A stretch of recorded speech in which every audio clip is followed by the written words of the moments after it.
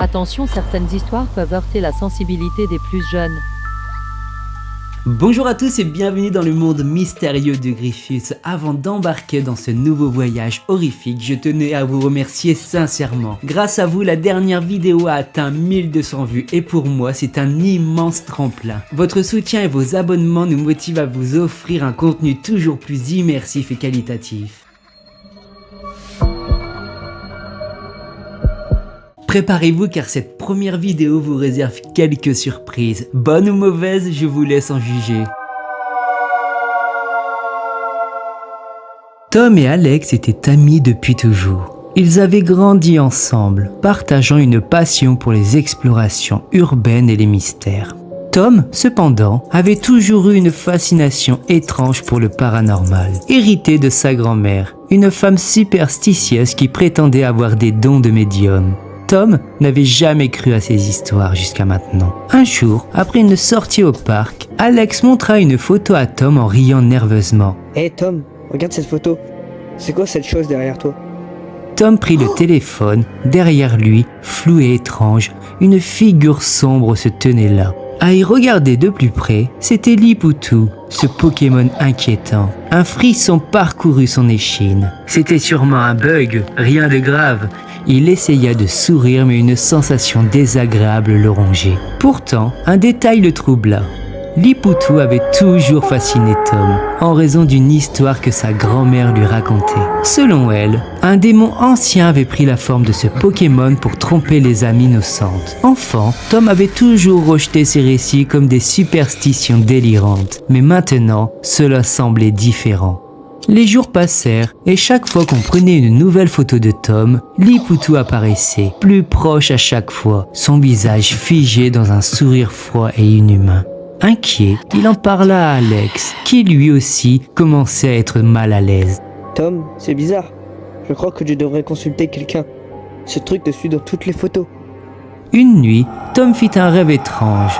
Il était enfant, assis dans le salon de sa grand-mère qui le regardait d'un air grave. Ne fais jamais confiance aux reflets, Tom. Ils montrent ce que le monde cache. À son réveil, la sueur perlait sur son front et une peur sourde s'insinua en lui. Le jour où Lipoutou apparut directement derrière lui, comme prêt à poser une main sur son épaule, Tom paniqua. Il se tourna vers un exorciste, Père Gabriel, un homme respecté et réputé dans le domaine des phénomènes paranormaux. Dans son bureau, éclairé par des bougies tremblantes, l'exorciste examina attentivement les photos. Ce que tu vois n'est pas une simple apparition. C'est le signe du Shala, une ancienne malédiction. Une femme démoniaque cherche à prendre possession de ton corps, se manifestant sous l'apparence de Lipoutou.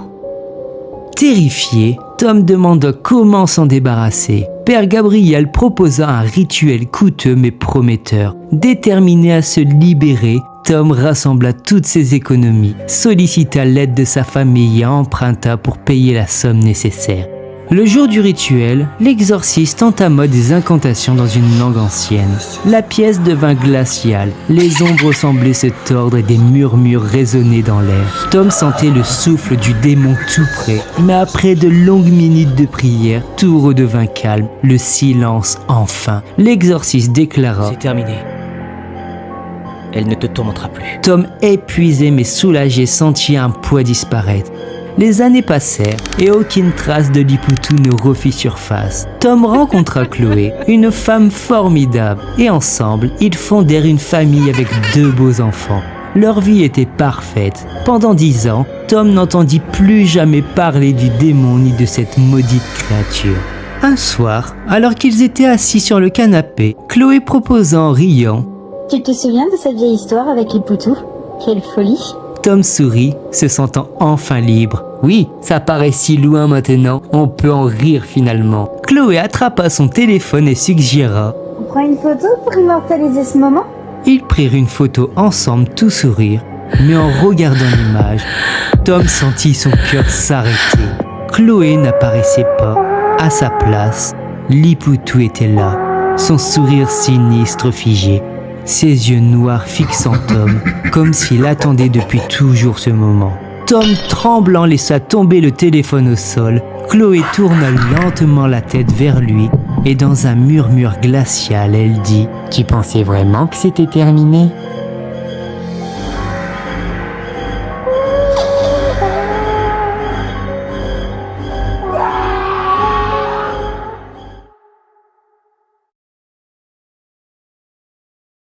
J'espère que cette première histoire vous aura plu. Malgré la protection du père Gabriel, la malédiction du Chala planait toujours sur Tom, prête à frapper. Et elle l'a finalement rattrapé. Un grand merci à LilyJo28, Furax TCG et Natou pour leurs voix qui ont donné vie à cette sombre histoire. Vous retrouverez leur Instagram dans la barre de description si vous souhaitez découvrir leur univers. Passons maintenant à la seconde histoire, mais attention, elle risque de vous donner un coup de chaud. Au pied d'une grande montagne, un petit village paisible s'est dressé. Chaque année, les villageois faisaient une offrande de leur récolte à Magmar, un Pokémon puissant vivant dans le volcan.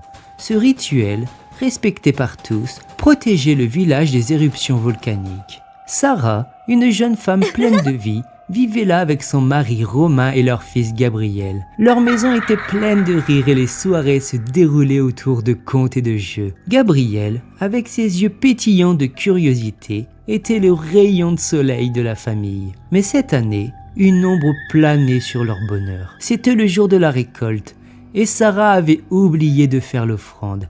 Elle avait été absorbée par un travail urgent dans la ville voisine. En rentrant chez elle, elle sentit un frisson d'angoisse lorsqu'elle réalisa son erreur. La panique s'empara d'elle. En courant vers la montagne, elle avait le cœur lourd d'inquiétude. À son arrivée, elle vit Magmar, ses yeux ardents, brillants de colère entourés de fumée et de chaleur. « Je suis désolée, Magmar.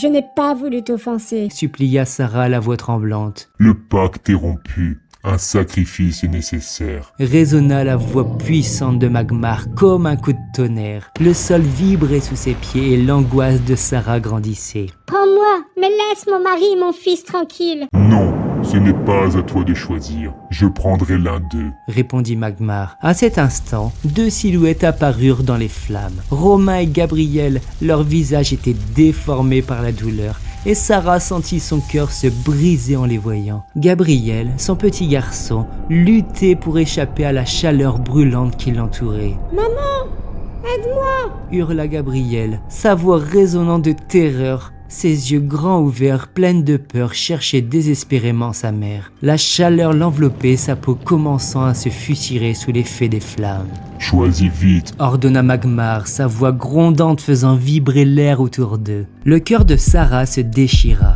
Gabriel, son petit trésor, se tordait de douleur, ses cris transperçant l'âme de Sarah. Romain la regardait avec une profonde tristesse, mais l'angoisse de son fils la consumait. Elle était prise au piège dans un cauchemar. Comment pouvait-elle faire ce choix? Sarah se força à réfléchir, mais la douleur était insupportable. Elle ferma les yeux un instant, se concentrant sur le visage souriant de Gabriel, puis, le cœur lourd, elle murmura « Je choisis Romain. » Les hurlements de Gabriel résonnèrent dans toute la montagne, un cri d'angoisse qui lui déchira le cœur. La vision de son fils se transformant en cendres, sa peau se consumant dans les flammes était insupportable. Sarah s'effondra à genoux, incapable de bouger, son cœur lourd de désespoir. Magmar, comme promis, relâcha Romain, mais le silence qui suivit était encore plus écrasant. Romain la fixait, la colère et la douleur mêlées sur son visage. Les jours passèrent et Sarah ne pouvait plus dormir. Hantée par les cris de son fils, les souvenirs des rires et des câlins de Gabriel lui déchirant l'âme. Romain, devenu distant, ne lui parlait presque plus et elle savait qu'il ne lui pardonnerait jamais. Un jour, il quitta la maison sans un mot, laissant Sarah seule avec son chagrin. Désespérée et accablée de regrets, elle retourna vers la montagne et cette fois-ci sans rien à perdre. Elle s'approcha du cratère, regardant la lave bouillante qui reflétait sa douleur. Sans hésiter, elle sauta dans le volcan, ses cris de désespoir résonnant dans l'écho des roches. Dans cet acte désespéré, elle espérait enfin trouver la paix et rejoindre son fils Gabriel.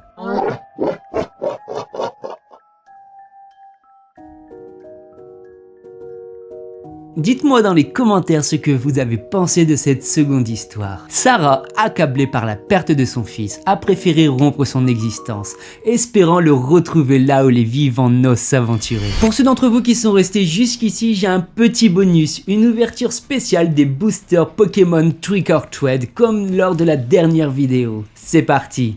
Donc il nous en reste à peu près une quinzaine ou une vingtaine à ouvrir. Et pour ceux qui ne connaissent pas, ces petits boosters Trick or Treat, ce sont une petite série de boosters américains, donc en anglais, avec des illustrations de Pokémon version Halloween. Ce sont des cartes communes, peu communes, des extensions passées que nous connaissons déjà, sauf que ces petites cartes donc, sont symbolisées par ce petit Pikachu en forme de citrouille. Donc voilà, c'est une petite extension plutôt sympathique à faire qui va très très vite.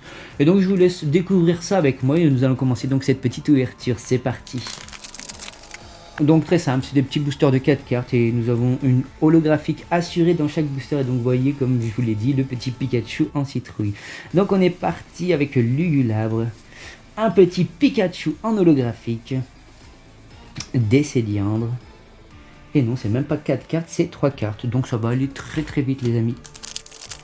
Hop, c'est parti avec Chochodile, je crois qu'on n'avait pas encore eu. Ensuite, Flotte-Mèche en holographique. Et on termine avec le petit, je sais plus son nom, je suis désolé, mais les noms...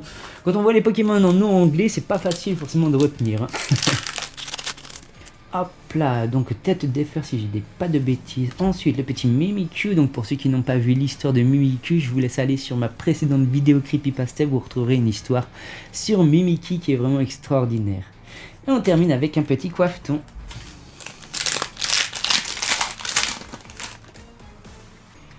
Hop, Fantominus, le magnifique Ectoplasma, et on termine avec Flotte-Mèche, non c'est Hurle-Queue, pardon. Hop, allez on est reparti avec le petit, oh j'ai oublié son nom, Spectrum. Ah, magnifique petit Darkrai holographique, et on termine avec Tout Tombe. Bon, on va enchaîner rapidement, hop, comme ce sont des cartes une co, c'est plutôt rapide.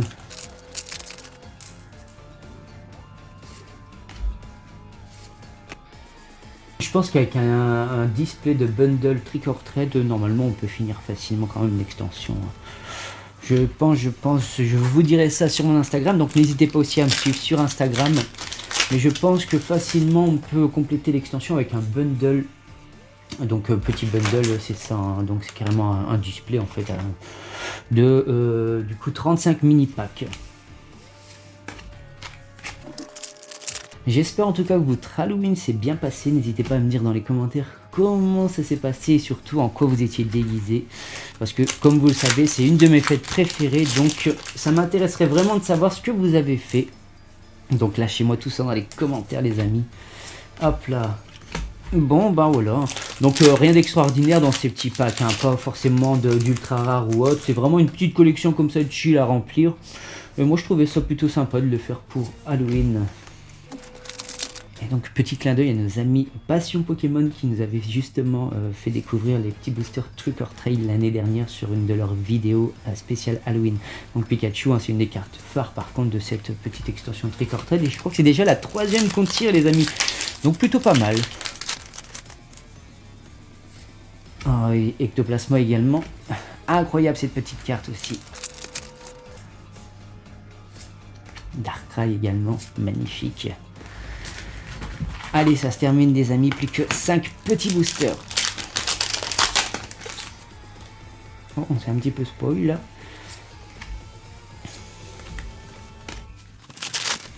Bon ben voilà, une petite extension plutôt rapide. Hein.